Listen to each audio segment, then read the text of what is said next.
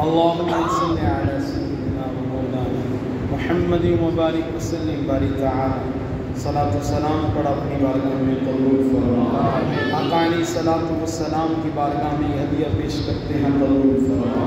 मौला करीम जो खुश नसीब हज करने जा रहे हैं, जिनके नाम आ चुके हैं, मौला करीम उन्हें हज की सही मानों में सआदतें हासिल करने की तौफीक अता फरमाए।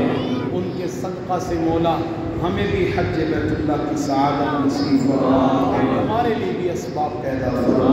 बार बार तेरे प्यारे घर और तेरे प्यारे महबूब के दरबार अक़दस की हाज़िरी नसीब फरमा। सल्लल्लाहु तआला अला खैरि खल्क़िही मुहम्मद व अला आलिहि व सहबिही अजमईन।